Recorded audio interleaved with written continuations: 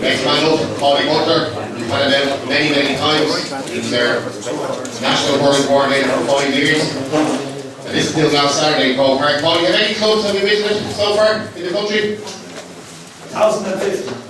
He's visited 1,050 GA clubs, and how many schools? 1,300. 1,300 schools. Okay. I won't say anymore. You're in for an absolute treat. Will you give a huge welcome to Paudie Butler, please?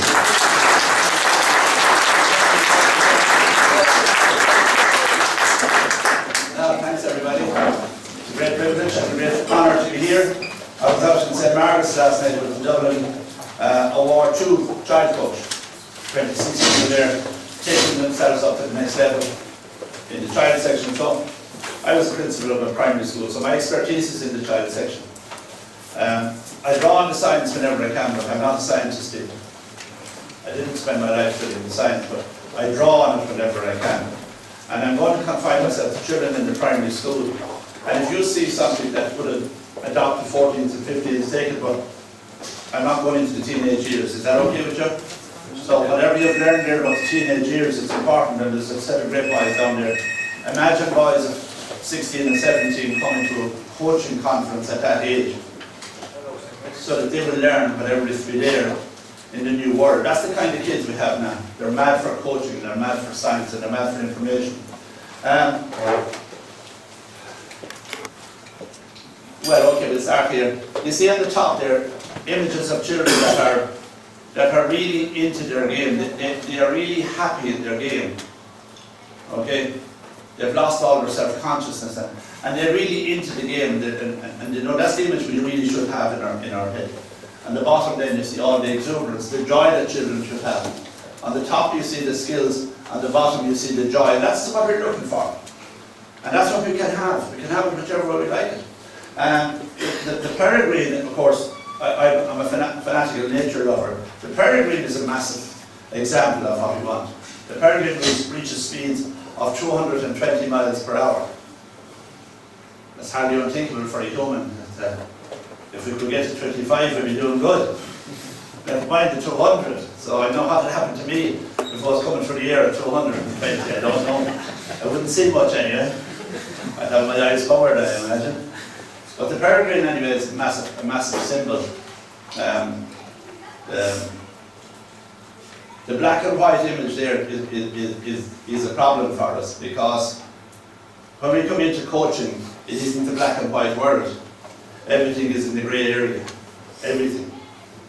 So if you're in the white area or in the black area, you're out of it. You're irrelevant. Okay? Irrelevant. Everything happens in human life in the grey area. Everything. We're human beings. Right? We're never useless and we're never perfect. You get that idea? Perfect is white and useless is black. Now the problem we have in Ireland with suicide is teenagers or young men slip into the black here where they feel useless. You get that idea? Nobody is useless. Nobody is useless. Right? And nobody is perfect. So there's no point in going on about black and white. We live in the grey area and that's it.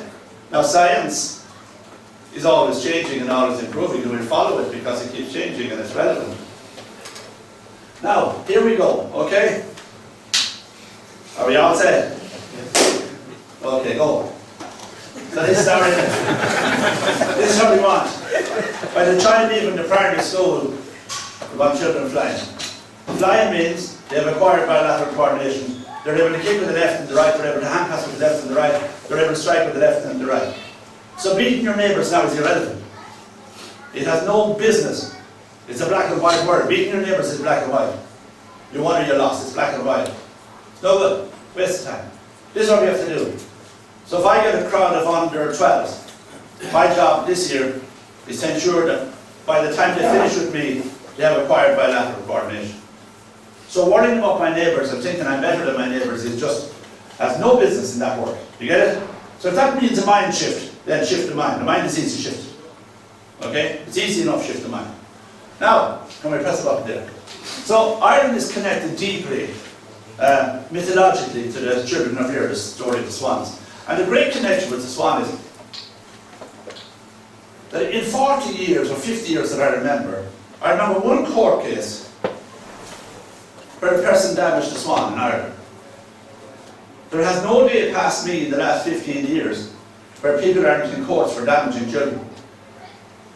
Now, if Ireland keeps the swan in a sacred place and nobody touches or damages the swan is a beautiful creature, wouldn't you think that in Ireland we'd have some respect for children?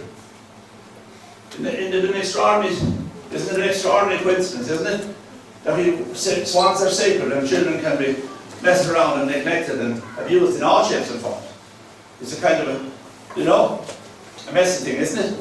And we're all aware of it. Okay, so, did we go on too fast there? We did.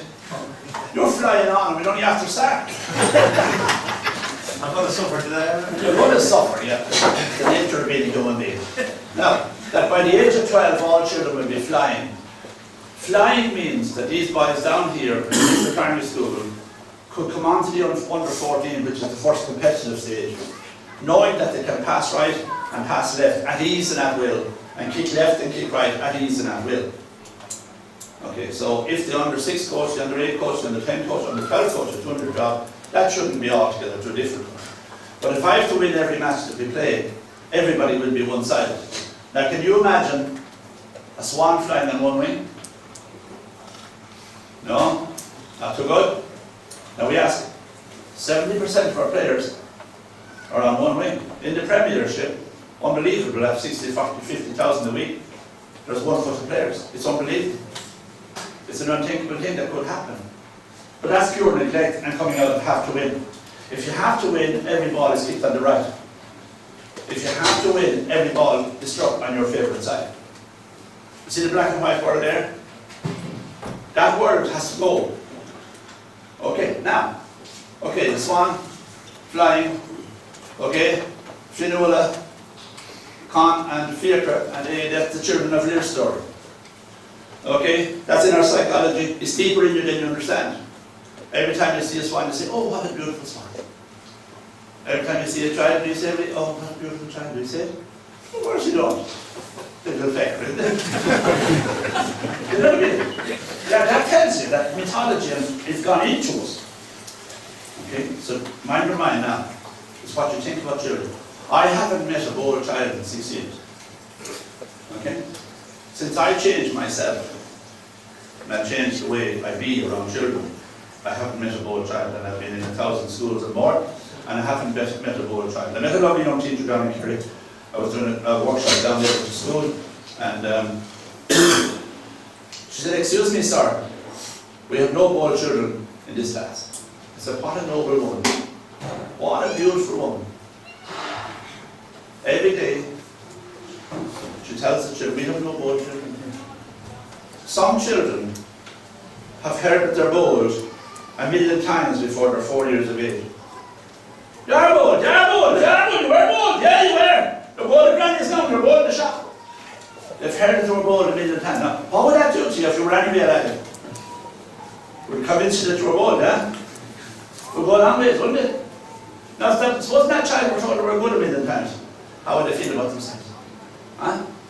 Bit different? So keep saying what you want. You can have what you want.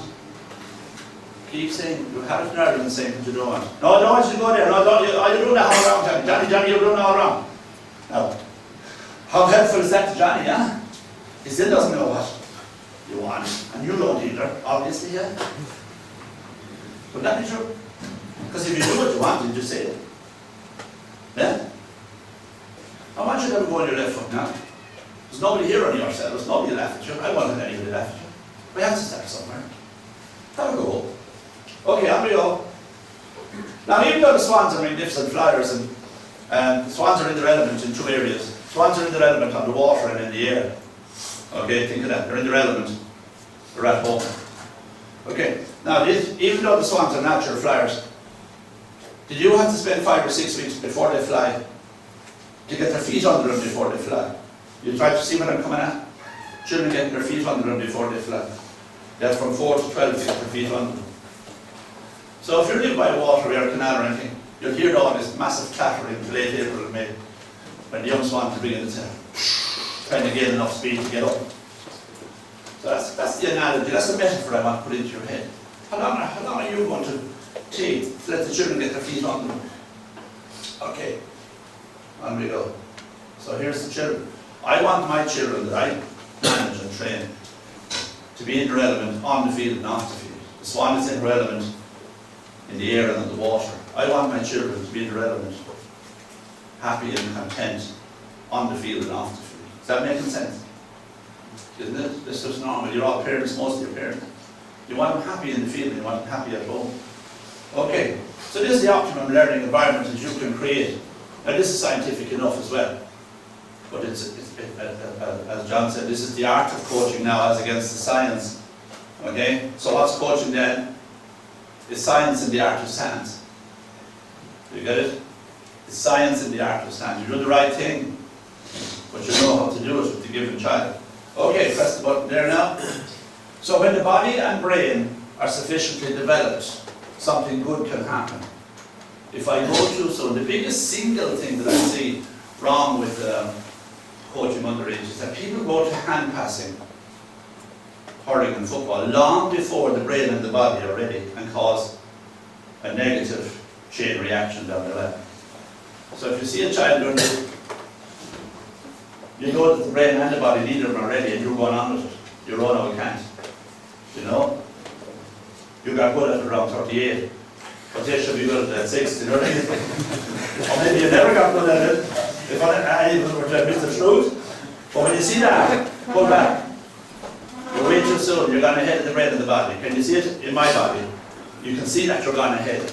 Now, if your eyes are blacked out, you can't see the child, you only see, I want two good lads, mine are up this crowd. Yeah? Now that's very horrific for a person to even have that thought in their head. Yeah, that'd be okay at Arsenal or Manchester City. Kenny went over to Arsenal 3 years ago to see how could they improve the development squad, and they got access through somebody there. And they had 20 under 18s on a program since they were 12, and none of them were going to be offered a contract. 5,000 came for trials that year, and they kept 100, and then they cut it to 60, cut it to 40, cut it to 20, but none of them were getting a contract. Scattered on that. That's professional sport. There's no business in your head. It hasn't. You can watch it if you like for a film, but don't take any lessons from professional sport into child sport. Don't make any connections. They can do all the abuses they like because there's a carrot for a few. We're the opposite. We're community. We're community. We're the dead opposite. Okay, here we go. So if you recognize that the body and the brain are ready for something that you're going to do, then that's one nailed. Two, then, if the child comes into a rich environment with lots of opportunity to play and practice. Well, we've built 550 hurling walls now around Ireland in a period of 5 or 6 years, which is a miracle. So that's the top one there. Children come into a rich environment where they can kick the ball against the wall and get their numbers up, get their repeats up, or hurl the ball against the wall. So the body and the brain ready, coming into a rich environment.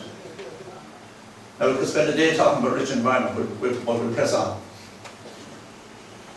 And they receive encouragement and information.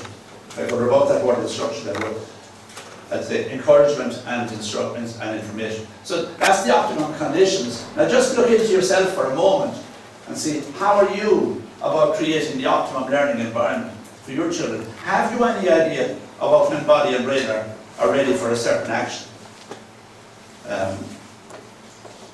I'm coaching for 43 years now. It's a lot of coaching. You make a fair few mistakes in 43 years, don't you? Yeah? That's the first thing you admit to yourself. You made loads of mistakes. But funny thing, I had an instinct for some things that were popular but not right. I knew the bleep test was never right for Gaelic games. It didn't come from Gaelic games. Okay, I knew it was never right. It isn't a fair reflection. My little protege, Damien Young, who I taught in school, is adding magnificently to the knowledge base. Did a study, and the information came to me that in Croke Park, the player is on the ball 20 seconds, off the ball 20 seconds, on the ball 20 seconds, off the ball 20 seconds. That's the pattern. So if you want to prepare people for Gaelic games, that's the pattern. Okay, 20 seconds, 20 seconds, 20 seconds, 20. And that varies maybe 13 seconds, 23, you know what I mean? But on average, if you divide it up, that's what they're at. So you're training then. So if I'm doing a little solar drill or something like that, and I have 3 children in the line, and he's running, now remember what the adults running Crow Park is, the average sprint is 7 meters. So a child should never be running more than, is that me? Sorry about that. Right. The child should never be running more than 5 or 6 meters. If the adult is running an average of 10, an average of 7, maximum is 10 generally. So the child is running 5. So if I have 3 children here, and they're running out 5 meters and that's whatever they're doing, that replicates the model because you get your go often enough. Now if there's 7 in my line, now I'm wasting my time now, I get bold children now. Won't you? You created bold children. Who created bold children? I did. I created bold children by not being aware. Now 2 in the line, unless the run is very short, would be overstretched, and 1 in the line would kill them. You get it? So you're not replicating the on-off nature of daily games. You get that idea? You're on, you're off, you're on, you're off. That's daily games. Okay, so the old time thing of continuous wasn't reflecting or preparing for. Okay, have we got that? Yeah, remember it forever? Good? And the windows of opportunity as they develop in the human. The human is an awful slow grower compared to creatures in the wild. Most creatures in the wild are fully grown at 1. Okay? Some are not, like elephants, but most of them are fully grown at 1. So here we go. Now you've heard of fundamental movement skills. There's another FMS up here with the thing. Don't get them confused. This is the fundamental movement skills of agility, balance and coordination. This is the baseline that I'm not going to be counting Tommy and Paul and say, this is science now. These are facts. Okay? So from the age of, prior to 4, the child is not ready for fundamental movement skills. The rudimentary skills like creeping and crawling. Now I'm a granddad now and I have a 3-year-old grandchild and a 1-year-old, and I'm a phenomenal student of them, as well as loving them. Do you know what I mean? A phenomenal student of them. The little lad now, he's creeping and crawling and falling and rolling and you know, he's just doing everything. Nature has its way of developing the human being. All that's crucial. He must be rolling and creeping and climbing and falling. That's the whole nature's way of developing. Right. If they come to the club at 4, the primary school years are when the fundamental movement skills are bedded in. And I'm trying to start a national drive. If you get me courage up enough, you can get to meet the correct ministers and get the thing on. Now we're kind of ready to go. So to get every child in Ireland doing the fundamental movement skills twice a week in the primary school, then we would have, like Michael Cusick, we'd have made a massive contribution to Ireland. You get my idea? To make a massive, now you're making a massive contribution to Ireland in the club, and the other clubs that are here as well. Now, the primary, the key years then are, the optimum years there are from the end of senior infants until 5th or 6th class. Slight discrepancy with boys and girls, which is so small, don't worry about it. This isn't crucial that one is the other. So anywhere from 4 to 12, they're ready for the fundamental movement skills. Now, of course it's better if they start down in the juniors and seniors and first. But if I go into a school that has never done the fundamentals into 5th class, I still do it because they're still in the range, you get it? And you can still go on there. Okay? Press again. You can still go on there. If I meet children, last year in Tipperary, the person in charge of the Tipperary under 14 team came to me and he said, Paudie, these are great children, they're just brilliant children, I love being with them, but he said, it's obvious that they missed their fundamental movement skills time. They were born too soon for that, you get it? It wasn't their fault. So I said, would you come in and teach them the fundamental movement skills like you would if they were 2nd class? And I know, he said, it will benefit them greatly. And I said, you're on the extreme limit, but we'll have a go. And I took them over to the hall and go to them. 26 boys, 14 years of age. Lovely, lovely, smashing lads. Really wanted to play Gaelic games.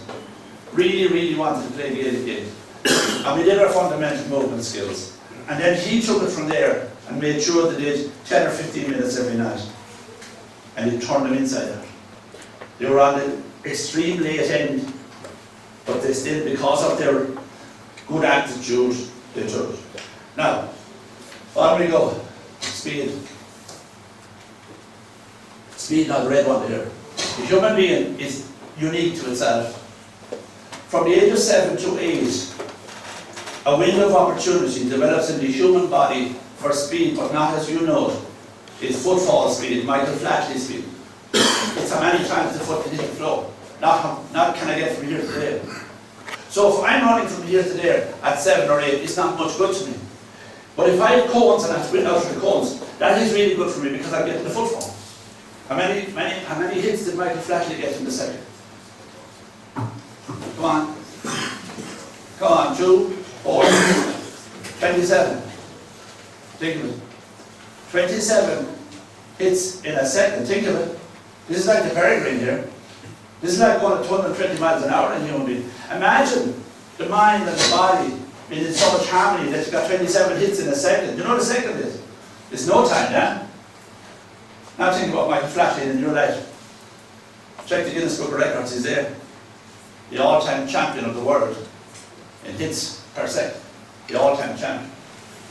We don't have many all-time champions in Ireland, do we? Here's one. Okay?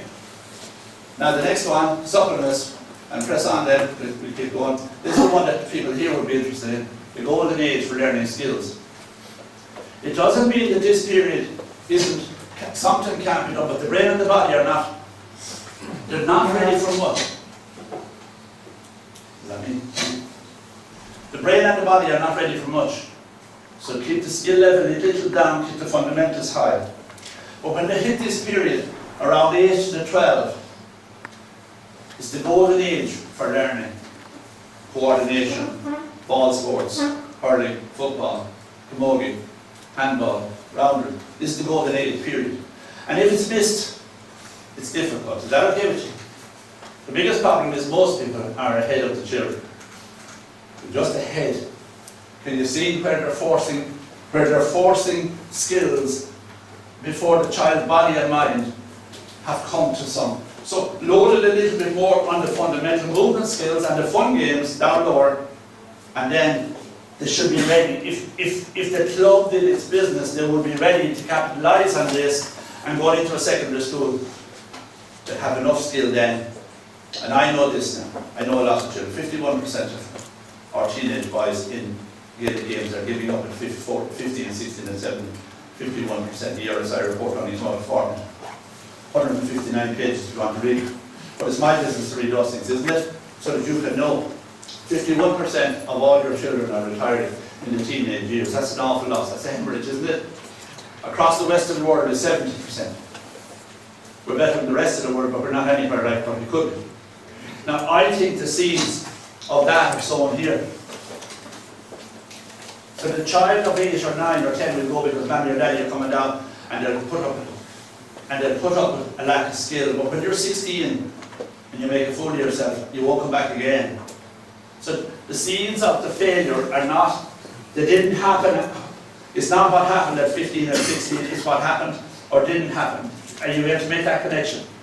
So this is absolutely crucial. It's absolutely crucial that we know that. Okay? How we handle that with our kids. Not to be too forceful. If you get that, we get everything. By the age of 12, the range of motion. So here, Jim Kilty, somebody who knows Jim Kilty, was a pioneer in this business. He could look at a person, ask him to do 2 exercises, and he could tell them what decade they were born in. So if you're born in the 50s, you have full freedom of motion in your shoulder and in your hip. Okay? And if you're born in 2004, that's your range of motion. So this was done in the natural world of climbing and working and playing and so on in a free world. But it's not the child's fault that they were born in 2004. You get it? So we have to come in now, more than ever before, we have to intervene now so that the child has full range in the shoulder and in the hip. Okay? So, what happens? Just as the 2 lads said, Tommy and Gordon, if that's my range of my motion, then the muscles and ligaments are going to form. Now if it causes me great pain at 15 to go from there, right? And I won't go with great pain when I'm 14, will I? So the neglect, the freedom of motion there, from a generation. Now, lots of things we didn't have, but we got a full freedom of motion. Okay? And the style of motion. So take Jack McCaffrey, isn't it? Isn't that him? Yeah. So I got to know Jack McCaffrey a few years ago. He was doing summer camps, and I was training all the summer camp coaches with Niall and the lads there. Now, Jack McCaffrey was running at 11 the way he runs at 20 or 21, whatever it is.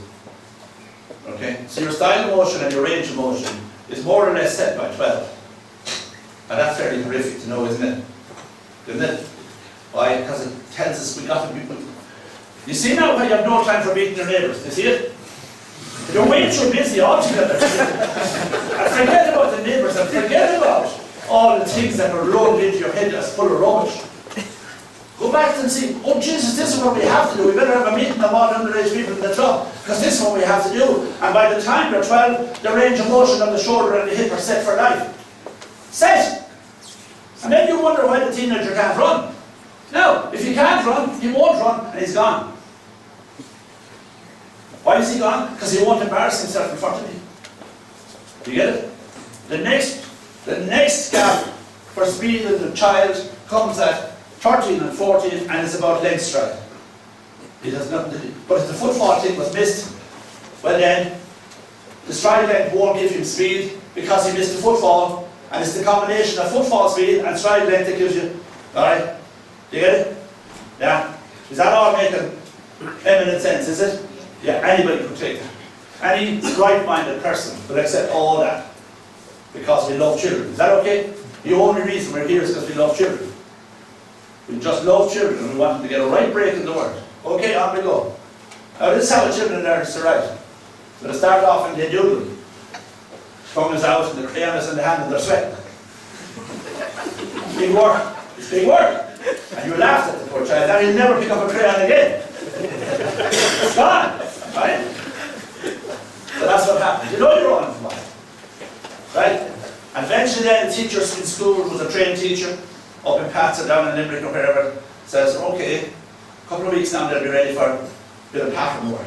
Copying the pattern. They won't be able to follow the pattern but it'll be heavy going. But they'll get it. And then she said, we'll turn those patterns into letters.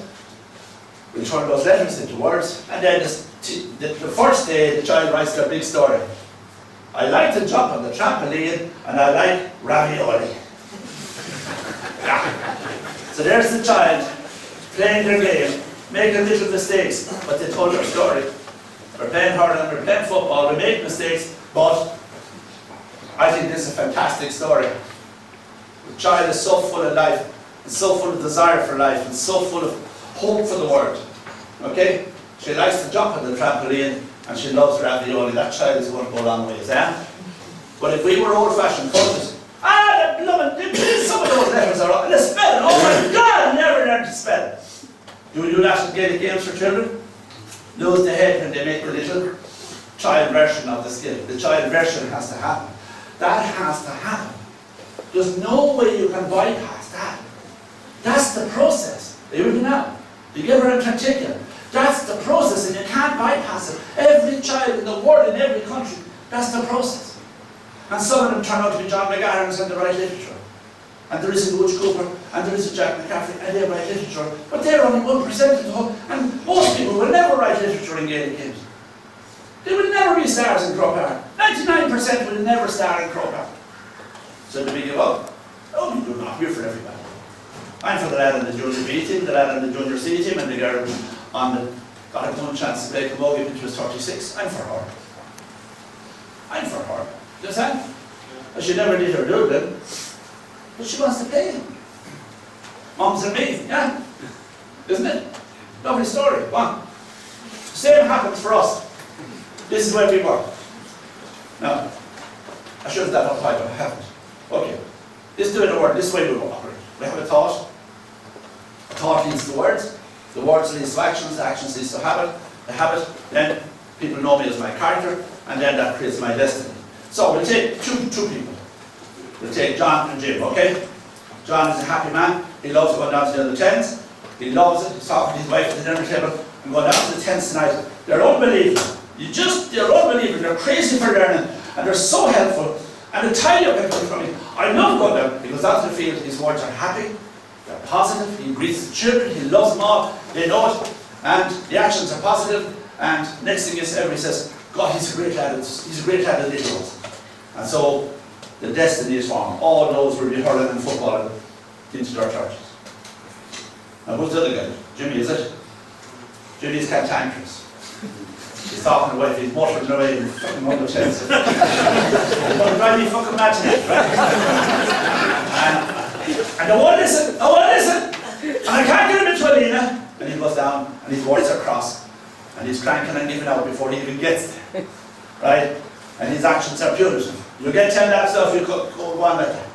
And his habits are crazy, and people know him as a cranky character, and there'll be none of them playing by 50. So thoughts lead to destiny. Change your thoughts, change your destiny. Wayne Dyer. Change your thoughts, change your destiny. I go to school, might drive 100 miles, might drive 200 miles, I might drive 50 miles, I might drive 10 miles. Before I go to school, I'm going to meet lovely children today. They're going to be so helpful. They just want to play. Will I be able to let them play? By the time I get there, I'm in such tune with children that they just are all so lovely and they all have a great time. And they're coming up then, the little ones, holding me by the leg and kissing my knee. Thanks sir, thank you sir, thank you sir, thank you sir. Why? Because I changed my thoughts. You get it? Not because I changed them, because I changed my own thoughts. Change your thoughts, change your destiny. Okay? Wayne Dyer, if anybody reads here, Wayne Dyer, change your thoughts, change your destiny. Okay? On we go. Now, physical literacy, this is falling in, you can press the button there, yeah? This is falling in line with Gordon and the lads. So agility is the first thing we do. Agility is the ability to move, okay, to move forward and backward with ease and confidence. To move to the right and to move to the left with ease and confidence. And to move diagonally. That's agility, do you get it? We'll have to draw a diagram there. It took me 30 years to find this diagram. I'm telling you. And I was a searcher. And I was a seeker. Right? That's agility. To move to the right. To move to the right. To move to the left. Sorry, yeah. To move forward and backward. And to move diagonally. That's agility. You can do it in any classroom in Ireland. You can do it in any dressing room, any hall, with infants or first. Moving forward. Now, Gordon, or was it Gordon, yeah, talked about acceleration and deceleration. That's what happens there when you're going forward. No waste steps. The child has learned which step they're going to stop on and push back on. They're very advanced. They're ready for writing words. You get it? Go back to the last slide. So if I know when to plant my foot and push back, then I'm very advanced. I'm a very advanced child. Needs loads of praise, and other people need to copy. Okay, they learn better from each other than they do from us. You get that? A 9-year-old learns better from a 9-year-old than he does from a 109. I always tell them I'm 103. Then I can meet them in the springtime, they're all, they want to go again. I can only go once, you know what I mean? So they know something. Balance is a very difficult concept. Balance is a really difficult concept, and you won't find any literature on balance that's any value to you. So the secret of the whole thing, you know those big Smith mixers that go around?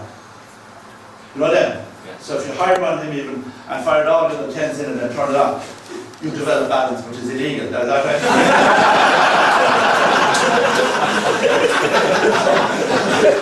You understand? It's illegal. I didn't say you could do it. There's 3 canals in here. Perpendicular, horizontal, and the middle one. And they must get messed up. Like all the muscles. If you're building muscles in the gym, you must tear all the muscles to build up the muscle. Is that fair? Is that scientific? Now to tell me. Yeah. So the more you tear them, the more the stronger they get. Now the same with these. You must mess up these. So if you have your own fella, flog him into the washing machine, switch it on for 10 seconds. Right? Or again, there'll be no harm done. Right? But don't. The key is that that's what you have to do. So the secret of developing balance is bouncing castles, trampolines, turning over in the swimming pool. Anytime you get a chance to go swimming pool, get them to come to the edge and flip over. It's when you flip over, the head over. Right. So here am I standing head over heels. You see me? Head over heels. This has really intrigued me the last 2 months. What on earth am I talking head over heels? I'm head over heels now. Haven't I? You're all head over heels, but you're not doing anything good for yourself. So it's heels over head we want, right? So the more they can do that, they go to the sand dunes, they roll and they go, whatever you call it here, what do you call it? Roll, no, what do you call it? Wild cat. Tumble, yeah, good. And handstands. They're so, anytime you mess up the canals, they improve. Now walking a line and standing with one leg, that's testing balance, but it's not developing balance. It will never develop balance. It will only test it, but it's not develop it. What's the child's favourite tie around First Communion? Bouncing castle. It is as if nature is telling you, we need to do some of this. Now remember before you were born, where you were? You were in the washing machine, yeah? Yeah? Think of it. You were in the washing machine. Nature had its own way. Nature had its own way. Balance was being developed before you were born. Otherwise you wouldn't be able to stand in the world. You'd be like the creepy crawlies. Coordination. When all of the limbs combine. So if I'm hurling, left hand holds the ball, right hand holds the hurley, left foot goes forward, that's coordination. When all of the limbs combine with the eyes and the brain, a ball connects the hand to the brain. A ball connects the foot to the brain. A ball is a brilliant joke. If the brain and the body are ready. A ball mightn't do much for a 3-year-old, right? Except that they'd be rolling with it. If they were rolling around the ground, it would be really good. But a teddy could do that as well. You see a child rolling around the ground with a teddy, that's brilliant. Okay, speed, we talked about that long ago.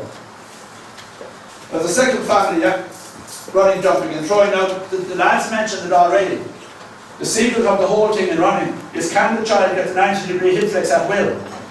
So if I went to a school that has been doing the fundamentals, every child in the school will get 90 at will at ease. And if I went to a school where they haven't been doing it, that's the best they'll do. 40 or 45 is the best they'll do. And my eyes will tell me in 5 seconds if they've done any P or not. I know in 5 seconds. Maybe I know in 2 seconds, okay? So if you're getting that as 90, the new 90 is 40, yeah? You get it? That child is neglected. Now the muscles are beginning to form if they're 4th or 5th. So the secret is, can I develop exercise or fun exercises where that comes to that at will and at ease? Are you with me? So I took out a little YouTube. Now I'm not very technically minded, but I was really looking when the Usain Bolt came up running 100 meters. And I just watched him and I said, I must study this. Every single time he just went over 90. Every stride he went over 90. Every one. He goes over 90. So if you were going to talk, the lads talking about power and speed later on, and you can't get to 90, you can't get power and speed. You have no way of getting it. You're not getting the kick. You've got to go over 90 to get the hit to go forward. Is that making sense? But if you haven't it done before the 12, they'll not get it. Unless they're like the boys down here in the back, super dedicated. As super troopers down there, mighty men. Come on, get me out and say hello. You told me you'd speak. Now we're going all quiet, yeah? Throwing is the precursor of the hand pass. Watch me, and anybody that doesn't see.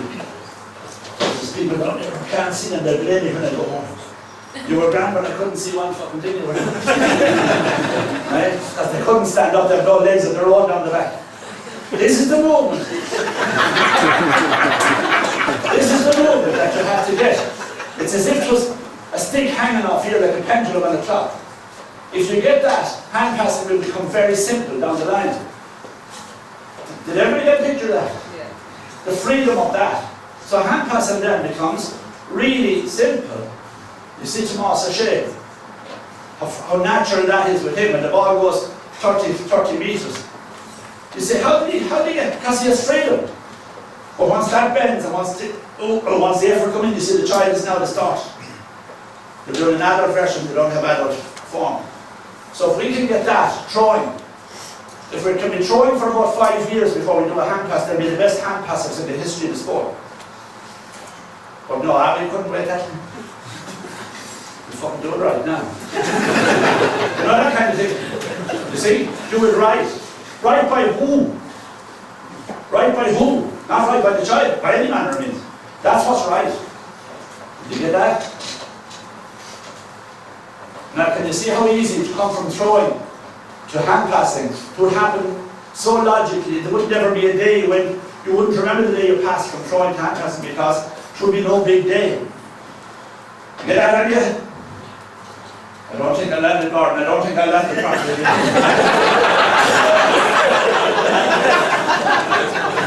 Wasn't I a bad meeting? On we go.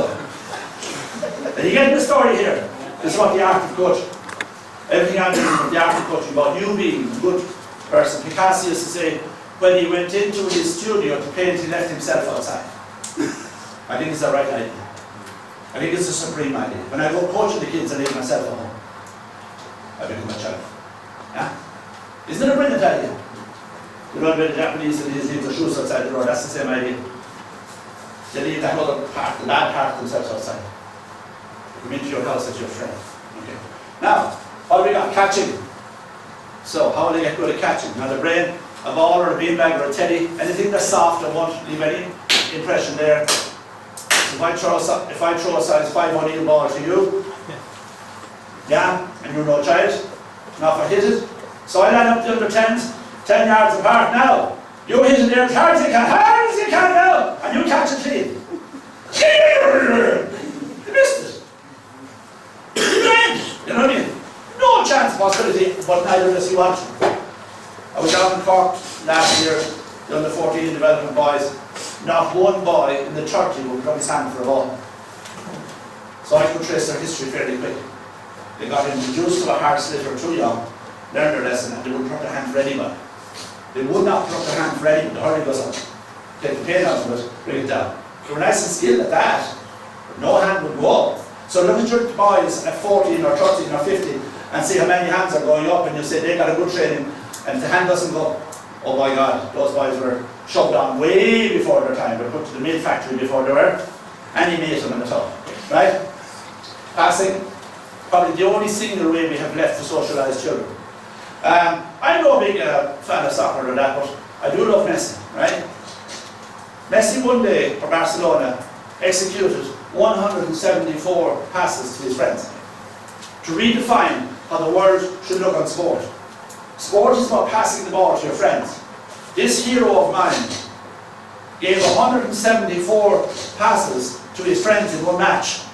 And I met a county hurler in Tipperary who had played 10 years for Tipperary. He was a really good player. He said, I didn't achieve that in my whole career. You getting it? So passing is the last way we have of socialising humans. Okay? I'll tell your mother, or I'll tell your father, might have worked in 1920, but it certainly doesn't bother working now. If I can get every player on my team to pass the ball to any other player on my team, I'm a great coach. I am a great, great coach. Yeah. Kilkenny team. People try to tell me loads of lies about it. They were competitive and they were this and they were that. Kilkenny were the best team because they were the best at passing the ball to each other. They were the most cooperative team I ever saw.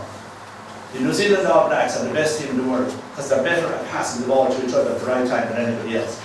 Spain are the best soccer team because they're the best at passing the ball at the right time to their friends than anybody else.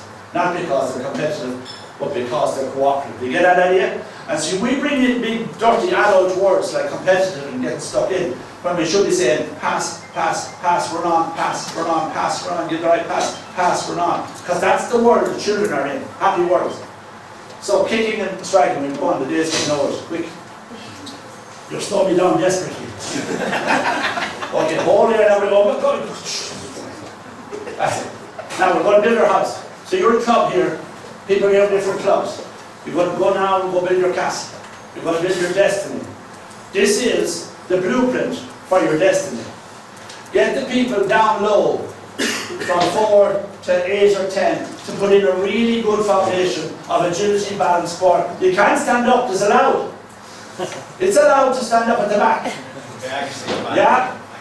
They're allowed to stand up. When you tell them their job, they're allowed to stand up. And if they can't read the writing, well then that's their problem. Okay, the bottom line, the foundation. Wouldn't it be worth every club's while to spend time doing that deliberately with the children? Because children love that program. They just love it. They just love it. They just couldn't get the self-esteem for a child comes through the body. Self-esteem for the child comes through what the body can do. Okay? Self-esteem for the child comes through what the body can do. So if I throw a ball at you 50 times and you miss it, my self-esteem is in tatters.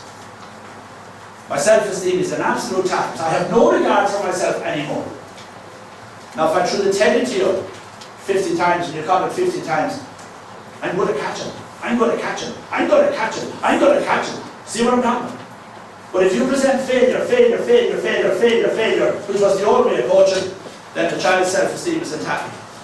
So, on we go. The walls here are running, jumping and throwing. So put in your foundation, let the cement dry, build the walls, let the cement dry, and when the cement is dry, put on your roof. How many clubs have been putting on roofs with no walls and no foundations? Come on. Every club in the country has been building, putting on roofs, pie in the sky. Can you see it now? Here we are, forever. The under 8s are catching and passing and kicking the striking. The under 6s, the under 4s. And by the time they're 14, they still can't do it. Yeah? Why? What did Tommy say? What did Gordon say? What did this say? Oh, you don't remember. Gordon! And hear one word this. What did they say? Build your foundation. Build your athletic foundation. Okay? Play fun games. Then you can put on your roof. Now, how many clubs in Ireland have been working so hard night and day without the blueprint, yeah? Not their fault and not your fault by any manner of means. The knowledge wasn't out there. I'm after working savage hard for the last 6 years to try and put something together that people can follow. Something ordinary that everybody can do. Can I do this in my club? Well, down in my club, we're doing fundamental movement skills over the winter period. Just what the lads were talking about. Children adore it. Okay, they just adore it because it's their body. Do you understand? And it's aged mentally and physically appropriate. So they love it because it fits them. Running and jumping and throwing a couple of facts and then build on it. Now, okay. They come to an age then at 8 or 9, yeah? It's grand. But all of this must be done through a game. So can I design a game to develop agility when they have agility? Do you get that point? The game now has to develop agility because you can't stick at the drill of it because that's boring and it's not what we came for. So, games are the door to the child's heart. Children play games, but my little grandchild is 1 and he's playing games already. He's already playing games with all kinds of little things, right? So games are the door to the child. If you want to get into the child's heart, the games are the way in. But if you're not a proper adult and you didn't do that, the games are going to let you down in an awful way at 15 and 16. Can you get on that back now? It's our neglect that made him give up the games when we blame him. Okay? Now, where do we go next? So we better put windows in the house, do you think? So what do the windows do? Let in the light, bring fresh air. So the fun, windows are the fun. Let in the light and meet the child for the hour. And then we better put you in somewhere. Where do you think you'll fit? A couch? Okay? So the coach. Yeah, see, might as well be for, sometimes. So the coach now is the heart and the heart of the house. The coach is the person that creates a lovely warm atmosphere where a house can be lived in. And this is your mighty role. This is the house you're building, but you make all that habitable and attractive to the child. Your role here is crucial beyond all. But if you do it, every mommy and daddy will support you almost to a person. Right? If you do it right. Okay, that's your role. Okay? Sometimes we try to score, don't we? Yeah? We put on too much code, everybody used to leave the house, don't we? And you never do that one. Yeah, good lads. Sometimes there's no code, and nobody will come either. So try and get the temperature right. Yeah? That's our job there, and that's what today is about. Helping you to come out of the black and white world into how grey is this one. How grey is this area? Okay, because children don't develop just like the grey area. Yeah? Okay, press on. We're doing good. We'll finish around 3. Now, this is Ed Cox, and I love computer games. I don't know anyone, but this is the greatest designer in the world of computer games. And he's a magnificent scientist, and he has sold billions and billions of games for his companies. Fun from games arises out of mastery. So if I'm playing a game, I might want to be mastering my body, making a pass and running on a tick, but that's body mastery. I might want to master the ball, I might want to master my hurling, I might want to master the conditions. But it's all about mastery, mastery, mastery. Not about beating somebody, it's about me mastering myself, me mastering the ball. Okay? It arises out of comprehension. Is the brain ready? It is the act of solving puzzles that makes games fun. But games learning is the drug. And I mean, this will be huge. With games learning is, can I design a game to achieve something? Can I design a game to achieve catching? Brian Paudie came into Kilkenny when they were ranked third or fourth in Leinster. Okay? And everybody in Kilkenny was saying, oh, they're low ball, put the ball low, put the ball low, put the ball low, and they'd fallen from the top down. So Brian Paudie understood the problem very quickly. He said, nobody in Kilkenny could catch a high ball. So for the next 4 years, nobody in Kilkenny panel was allowed to hit a low ball. Nobody. You're off the panel if you hit a low ball. Okay, you're off. And then the destiny came when they were able to beat everybody in the air and beat everybody, yeah? As a result of a thought. You get it? So the coaches in Kilkenny, and all the public in Kilkenny, had it all worked out. You play the ball low into the foul. This is ultimate science. You play the ball low in. What happens after 6 years of that? You were ready for the slaughter. You were a one-trick pony. Yeah? Now you can take Tommy Welch, product of Brian Paudie, 5'8" or 6 or 7 or 4, whatever it is. Catching every high ball that comes on his wing. So it had nothing to do with height. It had nothing to do with body mass. Okay? So there you have it. That's Ralph Costa. I don't know if you ever heard of it, do you? This fellow Ralph Costa, do you think you heard of him? But he understands everything about games. That's why people play games, for the fun. Right? Press on. Now, I'm reading 10 psychologists at the moment who are telling me that they're trying to debunk a thing that got out there 20 years ago, that the child is a blank slate. And they've gone out of their way and suspended their whole lives to prove that a child is not a blank slate. A child is not a blank slate. So number one says a child is an active agent in their own learning. A child is a real person. If I understood that a child was a real person, I would never damage a child. Okay? I never damage a swan, nobody ever damages a swan. But why can we damage children? Because we have a false idea that they're a blank slate, we can write anything on the slate. We can't. The child is an active agent. Language is essential. If you're going to go to be a teacher now, the course is extended from 3 years to 4 years, so that the teacher becomes expert in talking the language that a child can get. It takes 4 years. 4 years in the teacher training college after getting 550 points in your leaving cert. It takes 4 years before they let you teach a junior infant. You get it now? And you taught 2 hours to do it in the foundation course, yeah? Okay? So just sticking with that, we're going to press on, the time is going to go on. Now, so here's a horrible story.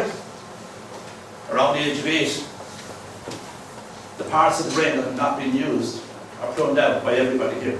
So if you didn't do something before 8, the brain says, well, you never use it now, you're in the world 8 years, you never use it, so we'll get the other ones going, he needs the other ones more. And that's the way the world is. We're all the same.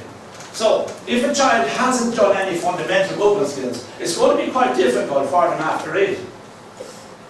Because that part of the brain has been kind of pruned up. It'll grow again. The brain is not a blank slate, the brain is a growing thing. If I go learn the piano, God help us, that would take some years. If I go learn the piano, you know this now from the brain science. A new part of my brain will grow. A new capacity will grow in my brain. I never knew this under reason. And if I go take up any new thing, a new part of my brain will grow for that capacity. But the brain pruning happens around 8. So, when I was 3 or 4, if my father and mother had sold a farm and go live in France, I would have learned French. No problem. I wouldn't even remember that I learned it. It could happen. Okay? Because I had capacity. But after that, because I didn't learn Chinese and German and all those things, it becomes more difficult after 8 because that capacity wasn't developed. That's why the child should love their Irish and love their songs and love all these things before they're 8. They should just love them all because it holds the part of the brain that you know what I mean? They don't have to be brilliant at it, but they have to hold the part that's working because it'll be pruned out. So if my hand isn't working before 8, it's going to be quite difficult. It's going to be Yeah? If I'm not jumping. See? It's going to be a little bit harder. And you know the children that come to you from a house where they never saw a ball, and they come in here at 6 or 8. You know how far back they are, don't you? Don't you know? You see it in their bodies, they're so far back. Because they didn't get the little opportunities out of you. Now this is my great hero, Ireland's great hero. This is Seamus. I think that's his Nobel down, I'm not sure, but it looks good, doesn't it? Seamus Heaney, okay, Seamus Heaney brought more people to poetry than any other writer in the English language. He's like a flatly. He's unique in the world. He brought people that never ever dreamt of reading poetry to poetry. How did he do it? He attracted them with his skill in language. So here's a beautiful poem about his own childhood. Okay? We marked the pitch, 4 jackets for 4 goalposts. Who remembers that time? I'd still do it out there if I had the 6s and the 8s. I throw down 4 coats. Get on with the game. What's the game for tonight, Paudie? Oh, we're doing agility tonight. Yeah? Now the game has purpose. We marked the pitch. You're up that country, eh? Neighbour. Yeah? Down in Bellaghy. You know great love for Bellaghy, have you? No. Anyway, that's where he's from. Osborne and Bellaghy. Seamus Heaney gave me this poem signed by himself. I have it at home. Treasure of my life. Okay? And on the bottom it says, Paudie, I was one of those youngsters. So this is his own story. And then we picked the teams and crossed the line. Youngsters shouting their heads off in the field as the light died. It was quick and constant, some limit had been passed. There was fleetness and furtherance and untiredness, in time there was extra, unforeseen and free. I'm connecting this to our ability to use language. Seamus Heaney wasn't writing about coaching, but if I could design a game that was quick and constant, I'd be a great coach. If I could design a game from under 8s where they were quick and constant, I now have become a great coach, because the game is quick and constant and the game is teaching them how to play the game. You get that big idea? It's the game that's teaching you how to game, not me. I have to design the game and get out of the way. But if the game is stopping and starting, then it's not a game that's going to develop a game of games. Anybody watch the name of the American football? Yeah, I'll help you, yeah. I suffered when I tell you. Last Sunday night, big game on. It was 8 minutes to go at 11 o'clock. It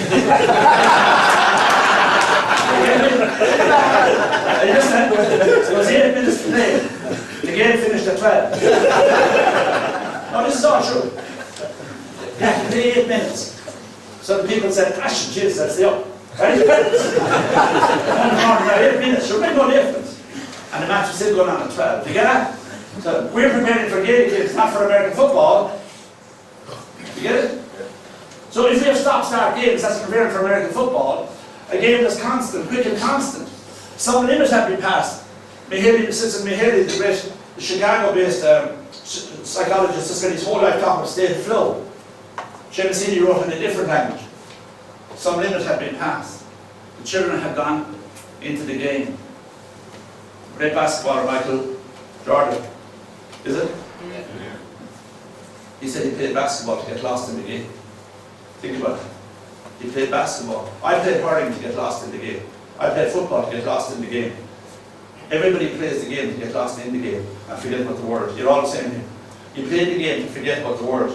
We go coaching to forget about the word. To forget about mortgages and houses and children. And we go down just to get another word for that hour. That should be a great hour for us if our minds are half right. Now, if you could say this to your under 12s after the session, there was fleetness and furtherance and untiredness. If you could say that, untiredness means the motivation had shifted from you into the children. That's Seamus Heaney talking about language. Don't be looking at that clock, dear. No. I'm going to go fast. Second class aim. Look, this is brilliant, young teacher. By the end of the year, I want all my children to be physically nimble. That's nimble, okay? Show mental acumen, sharpen the mind. To have emotional security. And to be enthusiastic for further learning. Wouldn't you be the greatest coach on this planet, wouldn't you? Wouldn't you? Did you meet your neighbours? No. No. But I have 30 kids that can do this. Now by God, every coach in the parish will want them now, won't they? Because they're ready for further learning. They have the base down, they have the foundation in, they could be anything. They could be the wonders of the world. I taught in Finland for 2 years. And I got a little crowd in second class. I was an enthusiastic young teacher. 8 of them played county football for Tipperary. I don't know, one tiny school, one class, 22 boys, 8 of them played county football. I got them, I was going into the shop in Clonmel around it, and I found size 3 footballs made in India, soft, both soft, and I can remember this to the day. I don't know why I did it, I don't know how I did it, and I haven't had any money. I was a young teacher starting off with nothing.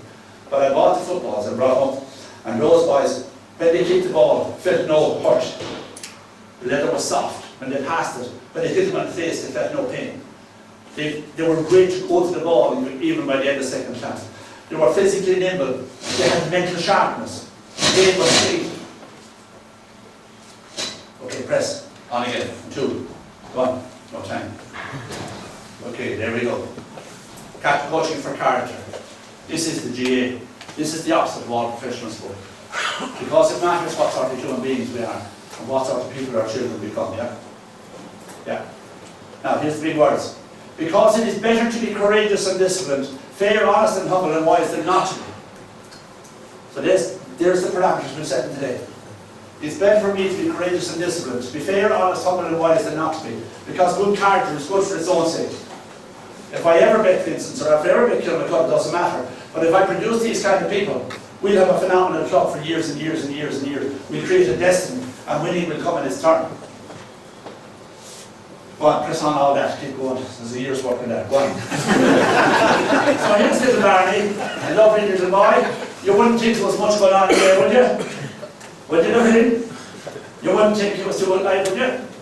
No, a little bit up, but forget it. Everything is going on. This little boy, at 8 years of age, he's able to live and adopt in 7 different worlds that the world asks him to live in now. Creche, home, school, club, Granny Grandad's house, other club, swimming club or basketball club, and a friend's house. He's able to adjust to 7 set of rules and laws, no problem. He has this capacity in his head. So he comes from one place to another. He says, oh, there's a different set of rules here. I better be bored in this house. He goes to school. Oh, I can be very good here because... So he has the capacity to be whatever is the place. I'm thinking that for you. What's your place that you have? Because he can be whatever is required. He isn't bold. He isn't good. He will adjust to 7. He has the capacity. Now this is +2, -2 like all science. Some children is 5 and some is 9. Some children can't. Autistic children can only cope with 1 or 2. Maybe 1 or maybe none. You get me? So you've got to take the full range of human beings. Okay, on we go. This is the important one. Now, this is a story of our solar panels. That's the sun we bore down. And for thousands and thousands of years, everybody thought yes. That's the sun was around the earth. And then we thought otherwise was important. Yeah? That's true? Now, nobody believes that story. So common sense has to go the door. Common sense, women can't vote. Common sense, black people can't vote. Common sense has to be thrown out the door. What went for common sense now is humble, has to be gone. So, this whole planetary system, is held together by the pull of gravity. So down the bottom, we know better, so we push. Yeah? We're wiser than the whole universe together, we push. And every time I see television, there's somebody talking about push. Yeah? Where on earth do we get pushed? Yeah? And it should be attract. Attract the people into the gym, attract the people to hurling, attract the people to football, attract them in for their physical exercise, attract them in for their friendships. But we have the word push got into our cycle. Am I right? And it's push, push, push, push, push. And the universe says, we don't push. This system has been here for billions of years and we nobody pushed anybody. Holding out together. We always thought this was the universe before. This is only one of a million universes. Okay? So it's not the universe. It's our solar system. Does that help you to change your tune? Yeah, go. So here he is now. This is Barney. Barney is very smart. Barney has 2 words. He has 1 word, very special, and then he has the trash bin. 5 or 6 people get into his quality word, and everybody else is in the trash bin. They're a problem for him. You remember this yourself, you're small. Everybody was a problem for you, except 2 or 3. Granny was always down, wasn't she? Yeah.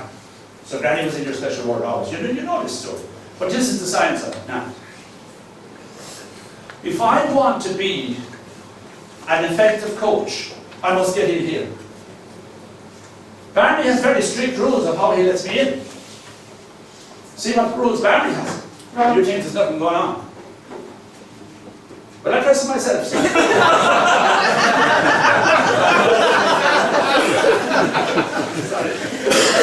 I'm so sorry.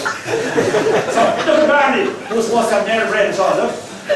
Like, you can get into my quality word if you keep your promises. If you call me by my name, if you acknowledge my efforts, if you're kind, if you're good humoured, if you're respectful, if you're fair, if you stand up to bullies, if you teach me skills, if you give me a game and accept my mistakes, I let you into my quality word. How many people get into my quality word? And you're the same. You're no different. If you have that many people in your quality word, you're one of the lucky people. Two will do for survival. Two will do for survival in our world. If you have 2 people, measure up to there, you're okay. 5 is present. You get it now? So, what can I do to myself to get into Barney's world? Well, that's what I can do, it's all clear. So Barney lets me in if I'm like this. So I went out myself there 7 or 8 years ago, and I started answering up, and now when I meet children put me in their quality word automatically. Before I meet them, they put me in their quality word. Because they can read me. They can read everybody. These little children are brilliant. They can read everybody. They can read everybody. So would you like to get into the children's quality word? Of course you would. And that's what you have to do. On you go. So here's my great hero coach. She's an unbelievable coach, this woman. Right? She is the mother of 4 or 5 of those. Most of them are not hers. She's just like the coaches here. Coaching other people's children. She has a qualities that attract other chicks to her. And for when they're with her, they're safe. She gets them food. She spreads out her wings when the sun is too hot, like it is in Australia now, and she gives them shade. In the night time, she pulls it around her body, keeps warm. She's an unbelievable model of how to be a great coach. She gives them undivided attention until they're independent. She's an unbelievable model of how to be a great coach. I'm asked to give the children 1 hour undivided attention for 2 days a week. Can I fully concentrate for that hour to be with the children and be like her? So 97% of children are connected up to 7 years of age. They're not that conscious of their failures. But after 8 or after 7, they begin to realise they're not so good at spelling, they're not so good at songs because people are telling them they're not good. And they're not good at kicking, and they're not good at catching, and they're not good at running because people are telling them that. And they disconnect from those people. It's the same as Barney's story. So where are you coming in? If you have the others, if you have the little ones, they're all with you. It's adults that make them disconnect. Okay, what does the thing that hand say? To be passionately present to the children. That ostrich is passionately present to all those little chickens. She's passionately present. She'll see a lion a mile away, she'll see a cheetah a mile away. And if they come to attack, she'll split them down the middle with that hind leg. And they know it. She'll split them down the middle, she'll kill them in one go. So she stands up to bullies.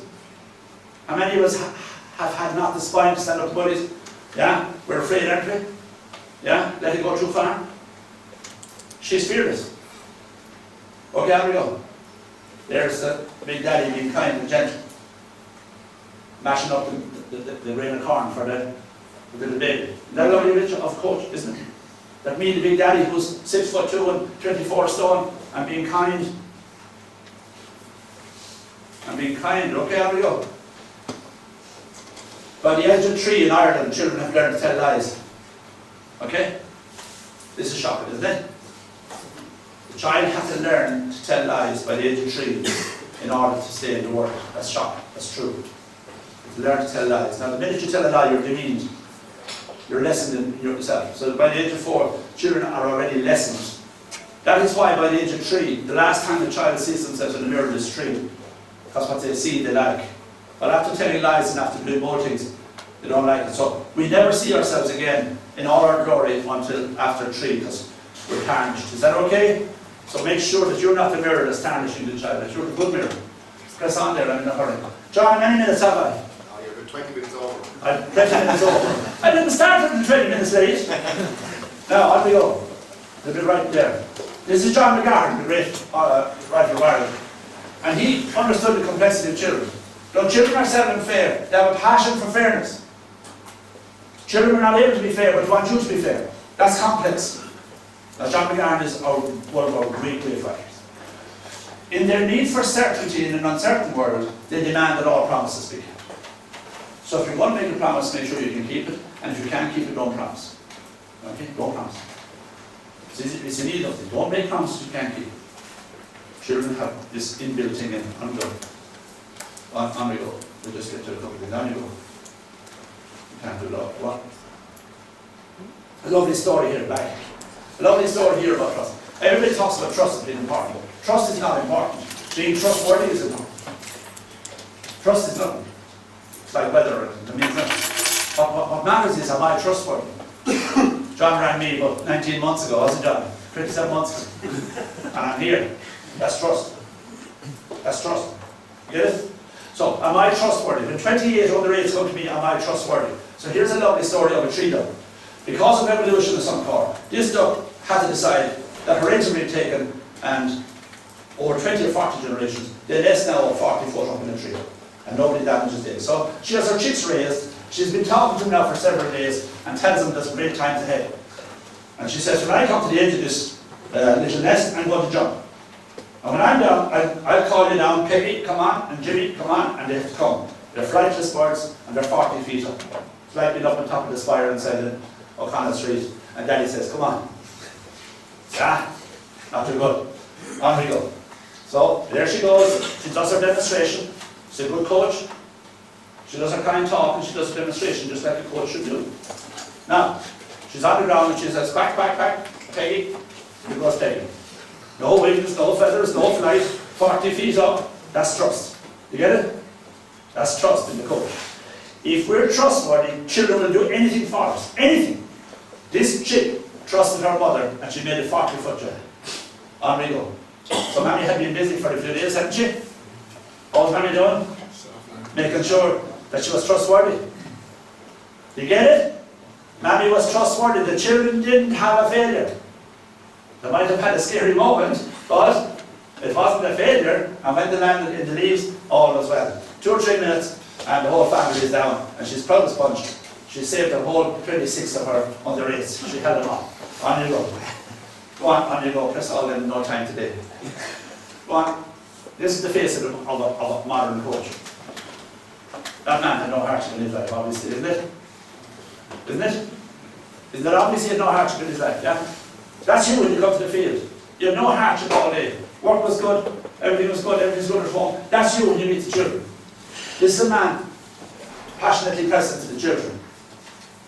Okay, 2 hours time, he's meeting 27 heads of state. No sign of it. Okay, there's that remain. Leave your other selves at home. On we go. Just finish up. On we go. Now, here we are. We'll finish on this. I love this picture. I love this picture. This is you, protecting the child against all danger. Dangers of ignorance, dangers of pushy parents, dangers of lazy parents, all dangers you protect the child. You give them, feed them their needs. So here's the child, and some old hawk or eagle coming by, and the little lad said, oh, Daddy, Daddy, there's trouble. And Daddy says, come on, in here, safest place in the world. So when danger threatens, what do you get? You get your crocodile teeth. There's no bullying here. Nobody's got to bully children. Okay, they're not ready. Why are you doing so much throwing? Because their brain and the body are not ready for it. Passive. Why are you doing so much agility? Because that's the future.